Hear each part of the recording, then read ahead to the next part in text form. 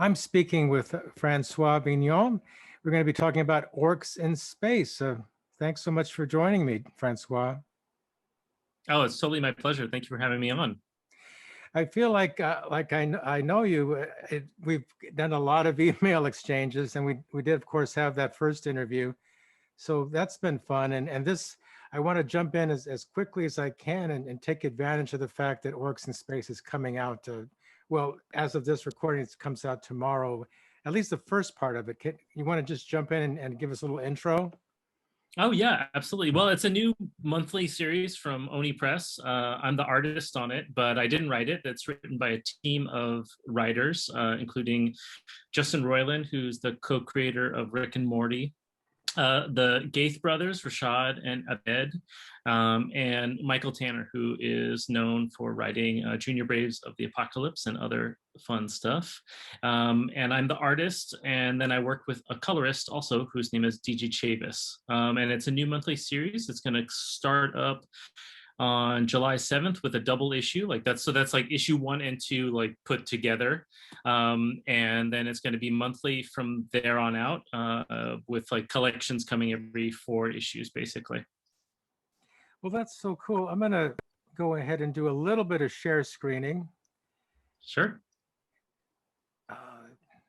Here we go.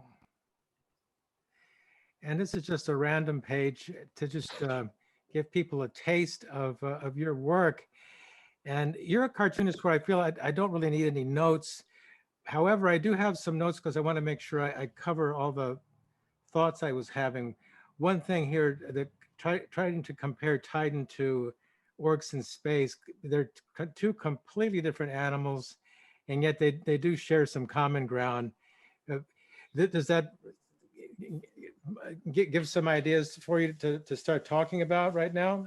Oh, well, absolutely. I mean, like Titan, the last book that I talked to you about, which I wrote also, this is a science fiction thing. So it has all the kind of some of the same, trappings of like the spaceships and the space stations and like the vistas of planets and things like that. But whereas Titan was trying to be somewhat realistic and kind of connected with the real world, as the viewers can see by looking at this image, which takes place in Star Club 72, this is just a totally like wild world with all kinds of different alien beings.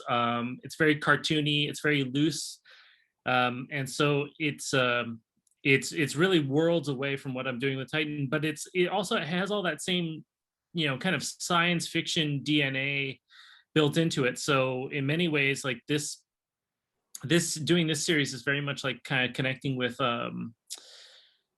how would you say, it's just like years and years of me like drawing like aliens or barbarian warriors or robots or lasers or spaceships, all those kind of things that like I brought into Titan, which was a sci-fi book. I'm bringing into this too, but here it's all more direct and straightforward in a way. It's kind of like something that I would have enjoyed reading when I was a little kid. You know what I mean? Well, that's exactly what I was going to say. I'm going to give the illusion that we're thumbing through the magazine and just stopping at a few pages here and there. Yeah, it makes me want to channel my 12-year-old. And you got to love that readership. This is the middle school grade kids. Totally love that readership. Any cartoonist would be incredibly grateful to grab their attention. I like to jest a little bit and say, well, these kids, they may not know Star Trek, but they know fart jokes. And so that's hard to compete with fart jokes or whatever else you were interested in as a kid, peanut butter sandwiches. But I remember being that age, and I wanted to see what were the kids just a little ahead of me doing? What were the older kids doing? What's going on in the world? So that it gives you a sense of, it satisfies that for kids. Right, like there's a little tiny sense of naughtiness built into it, where like the characters are vomiting on each other or something like that. It's sort of like one of my co-writers, Abed, was talking about how he collected garbage pail kids when he was a kid, and yeah, it's just that this sort of light rebellion, this sort of like just a little bit of breaking the bounds or breaking the norms of like what what's in good taste, and then like kind of wrapping that all up in like sort of an adventure plot of, the writers, because they're all writing together, they're able to like kind of put a lot of humor, a lot of individual jokes into each issue. And I mean, as you probably saw by looking through it, it's like really dense. There's like there's a lot on every single page. So I think that there's kind of a little bit of something for everybody. I mean, I wouldn't recommend it for like the littlest kids out there, because there's some like blood and guts a little bit later, but like 12, 13 or above, or depending on their maturity level, I think it could work really, really great. One thing that people who follow me have picked up on is that I love comedy. I'm fascinated with comedy, and I've tried my hand at comedy writing, and this makes me think of a writer's room, and you've got the Rick and Morty talent to work off of. That just blows your mind. I mean, I think, yeah, and it's really interesting for me because, when I came into the project, I came in as the artist, and I came in after the guys had already been working on it for quite some time. And so in some ways, I'm like sort of like the audience for the book. I get the scripts and I'm like, oh, okay, like, so here's this joke, here's this gag, how am I going to fit this in? And so I'm right there along with the readers. I'm reading it as I go, and then I create the visuals, the storyline, to kind of get their concepts and their ideas across. I'm going to lay maybe an egg here, but you love futuristic stuff. And what would you have told yourself only 2 years ago, more or less, if you were doing interviews on Zoom? Isn't Zoom pretty futuristic enough for you? Absolutely. I've done at this point in the last year, because Titan came out last year, this is coming out this year, so this is like pretty much exclusively all the interviews and press that I do are either through Zoom, or they are written up in an email. And I think it's totally crazy that we're all living in this strange cyberpunk future where like there's a pandemic raging, and then we're all like communicating with each other via electronic video conferencing. It's very strange.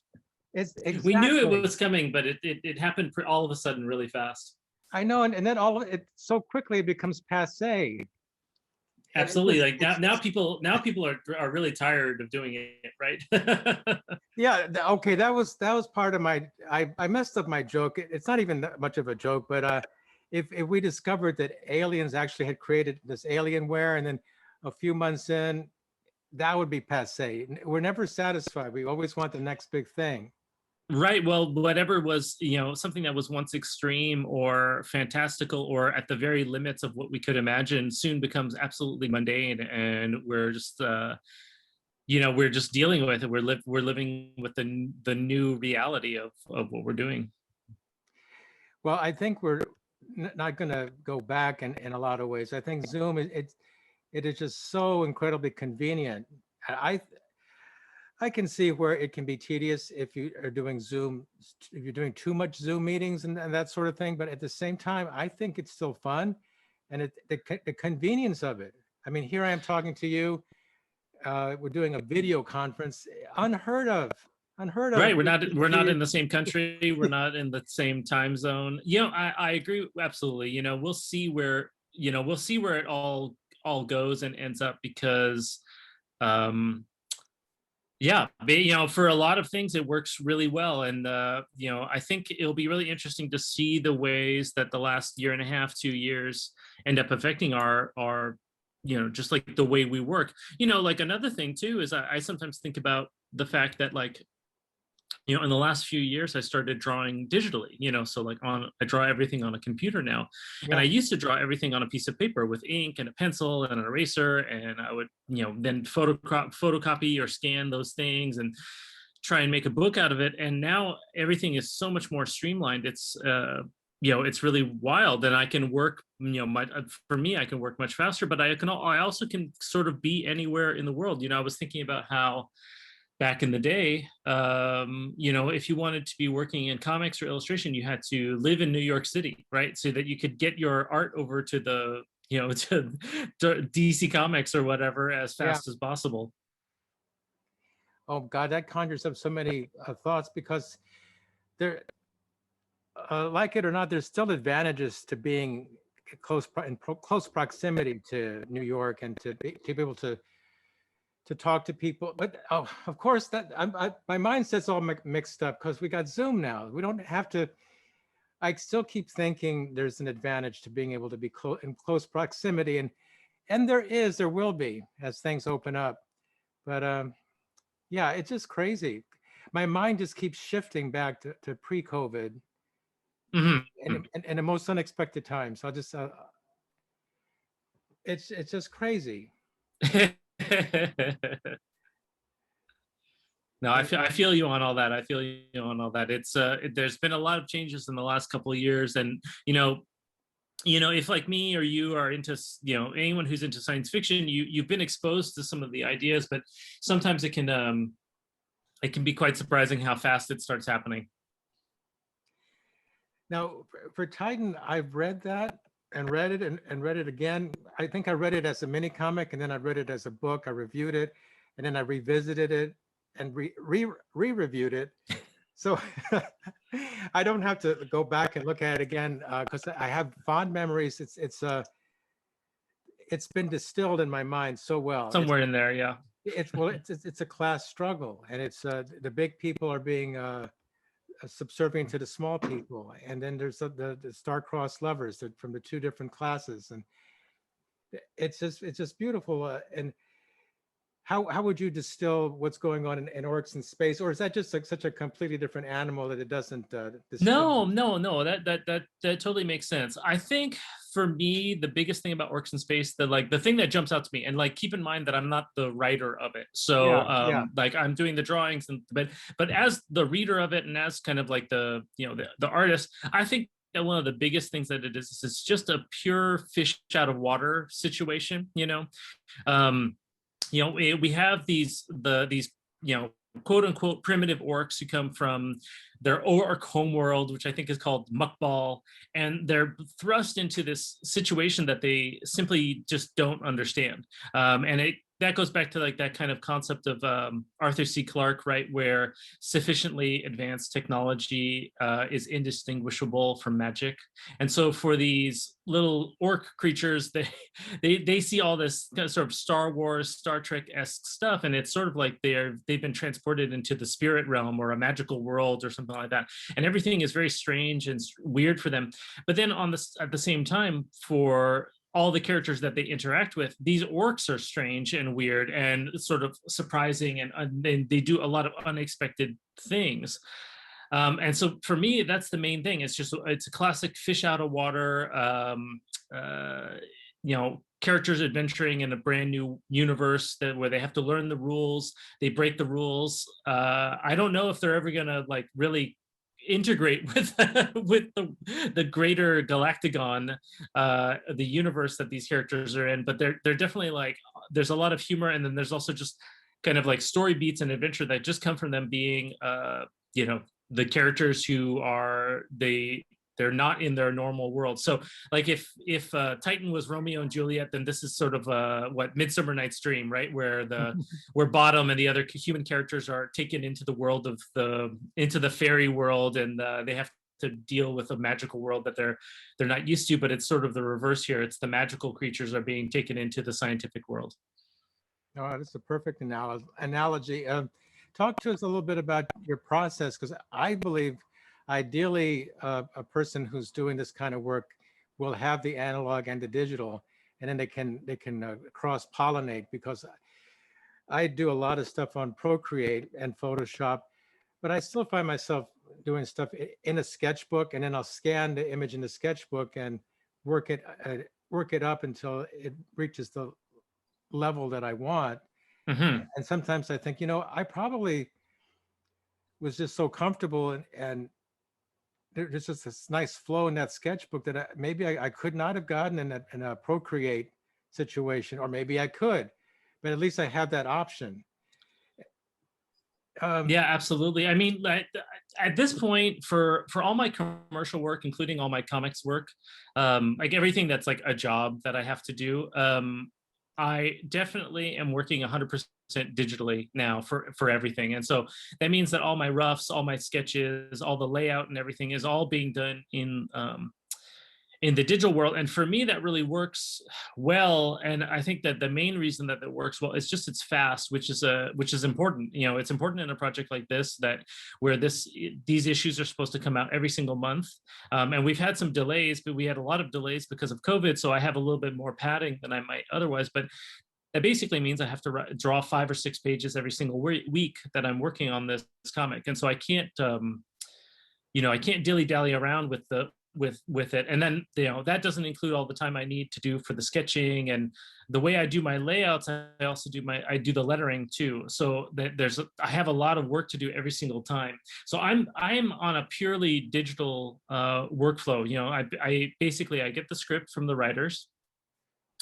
Then I will give I will take the words that they have, I'll rough it all out in a InDesign document. So I basically have an InDesign document and I start just placing the word balloons where I think that they might work. I generally work on 3 or 4 tiers so I can figure out how many pages I need for each sort of thing. Once I've got the word balloons laid out, so I've got 22 pages and everything fits, and I know I can fit everything, then I'll start drawing the roughs.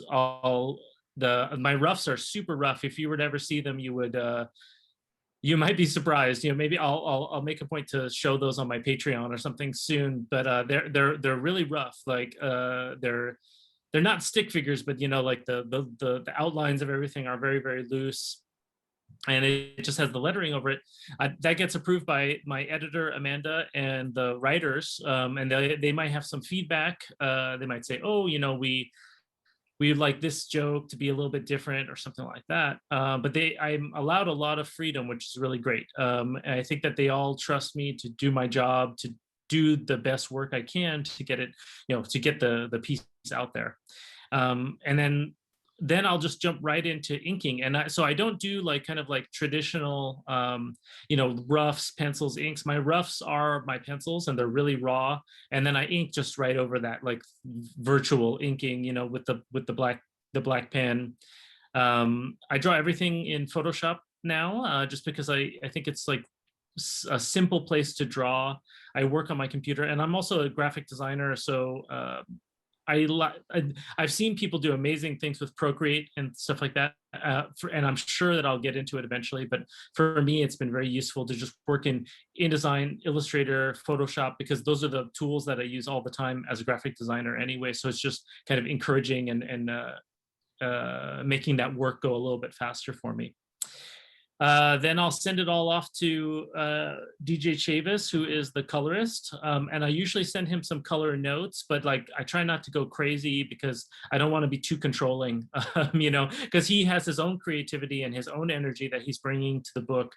And so sometimes I'll give a note, I'll be like, oh, I think that this spaceship should maybe be red and gunmetal gray because it'll have kind of a navy feel or something like that. Or in the 3rd issue of the book, there are all these space rats. There are these rat creatures that live in space, and I used to have pet rats. So I was sending DJ photos of pet rats because I thought that would be funnier if the rats had a little bit of a pet rat look rather than just a a wild rat look. Mm-hmm. So I'll send him notes, but I try and let him have a lot of flexibility. And then at the very end of everything, I'll get his colors back.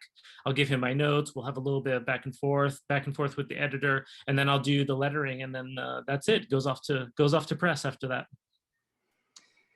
Now I do my book where I'll do it on Procreate, Photoshop, and then I'll bring it into InDesign. But I know that you can start the process in InDesign, which makes a lot more sense. I think it's probably a lot more time efficient and less headaches, right? That's been really big for me the last couple of years because it's been about 5 or 6 years now that I've been working as a freelance designer, illustrator, comic book artist, and I love to spend a lot of time on something, really put all the details in. And sometimes on some of these pages in the book, I'll really put a lot of details. Like there's the scene with at the Star Club, you know, I think that there's something like 100 individual characters in that like one spread. And so I do spend a lot of time and energy, but I'm also always trying to look for the shortcuts, the things that I can do to make it so that the not creative time is as limited as possible, you know. And so for me, the way I work is yeah, by starting out with the layouts and starting out with the layouts with the in the same program that they're going to end up in, it saves me a lot of time rather than like, say, if I were to sketch in a sketchbook, rough out in a sketchbook and then scan those pages and then place them. And then, you know, it's just much faster for me if I can do it as much in one big basket as possible. Well, that is my dream, to have it more streamlined when I do my next big book. Now, let me just ask you a quick question. Do you do your panels in InDesign? I do. No, I do my actually I do for this project. I've done that before. For one of my books, I did all the panels like as straight lines in InDesign, like you know, perfectly ruled. Here I do them all in Photoshop, so they have a little bit more of the hand-drawn quality because I draw them really as fast as I can, so that there's a little bit of a tiny little bit of a waver in the line. I like that more. It has that a little bit more organic feel. Yeah, you can see that running across here. Because I've talked to folks at the indie publishers, and they always say they like that organic feel to the line when possible. And yeah, so I'll just go through a little bit more.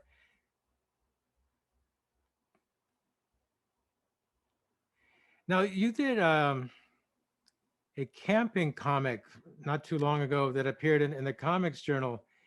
Oh, you caught that? Cool. Yeah, is there something you'd like to say about that? Or sure. I mean, it was a ton of fun. Originally, it was, you know, I was talking with Tucker, the editor over at the Comics Journal, and they do these great cartoonist diary strips where different cartoonists like kind of like chronicle a week of what's going on in their lives or what have you. And I decided that I had a trip planned to the Côte Nord, which is the north side of the St. Lawrence, the Gulf of St. Lawrence here in Quebec. And my partner and I were going on a road trip there. We'd been there more than once before, but this time we were going to the end of the road, like the road stops and you can't drive any further. And so we were doing that. And so I said, I pitched it to Tucker as maybe a kind of an interesting, interesting time in my life to cover in a sort of diary. And nothing like really exciting happens during it, but for me it was really fun. So like I got to kind of reflect and think about all the things that I was seeing, which is a lot of nature and animals. And my partner and I are really into camping and bird watching and nature, and we worked on we did like kind of a self-made van camper conversion. So we sleep in our van when we're driving around, and I thought that it might be interesting to people, and it seems like for a few people seem to really enjoy it. It's just a look at it. It's a real slow pace of life, just what's going on with just these different little small towns on the road, and the different animals and the whales and seals and birds that we saw, and just kind of piecing it all together. And there's no point to it in a way, right? It's just like a little illustrated journal, but I had a lot of fun doing it. I think I'm going to do some more soon. Back in the day, I used to do a bird watching and nature journaling zine that was called Bird Brain. And I did that all the time. And it was actually pretty popular. Like maybe the most popular thing I was doing back then was this nature zine. And doing this comic for the Comics Journal, this illustrated notebook for the Comics Journal really kind of gave me that itch again to kind of jump back into doing some of those. I went on a trip just recently to another part of Quebec, Gaspésie, and we saw some really cool things. I saw a blue whale. I had never seen a blue whale before, and I saw a blue whale. So I was like, okay, I have to find the time to draw some of this stuff and get it out there. Did you? I don't remember now. Did you do it digitally on the spot for the camping one, or no? Everything is digital, but not on the spot. So usually I would be drawing. At first, I was taking notes. the whole time. So contemporaneous to doing everything, I was taking notes, writing in my little notebook journal. And then after the fact, I took those notes and then kind of extract. And sometimes I would have like a little micro sketch or something like that. I was also taking photos while I was on the trip. And then after that, I kind of compiled all that into into the narrative that was presented. Now, I'm constantly looking for something different and new and fun, and it's pretty easy to stumble upon things on Instagram. And I've noticed a lot of science fiction, whimsical science fiction comics. Is that a growing genre that you've been lucky enough to jump on naturally? I mean, you know, I'm not sure. I know that there's definitely I mean, I think that there's definitely a trend, and I think that that might be connected in some ways to like some of the big successes that there have been in the animated world that have kind of sci-fi flavor or trapping, you know, like from Rick and Morty and Adventure Time, which has like that kind of like fantasy, you know, epic fantasy realm. I think that those kind of things that definitely have an influence on a younger generation of creators who are making like kind of fun, you know, fun escapist fiction in some way, shape, or form. I've definitely seen quite a few different ones, and in fact, like even orcs seem to be having a moment right now. I was well into the project when I realized that there was another comic coming out called Orcs with an exclamation point from Christine Larson, and she is the you know, illustrator, writer, everything, and it's a story of like, you know, some adventurous orcs, and it definitely had like that, like there's definitely like a moment maybe happening with the with these kind of fantasy or sci-fi creatures. I'm not 100% sure. What books have you been seeing that have caught your eye? Well, I have to reveal that I've been having a very busy last few days, so I cannot tell you. That's fine. I do not remember. But no one's gonna be mad. Don't worry, you're okay. But yeah, I'm not sure if there's anything else we need to talk about. Maybe I should send you on your way pretty soon, unless you have some parting thoughts. No, you know, not necessarily. As always, Henry, it's super awesome to get the chance to talk to you. Like you said, with Zoom, it's like kind of fun. It's like I feel like I can run into you once in a while, like in the way that we might have back in, you know, back in the day when there were comic book shows, and you never know, like maybe it might happen again. You know, I'll be in the Pacific Northwest, and we'll get to run into each other in real life, and that will be really fun.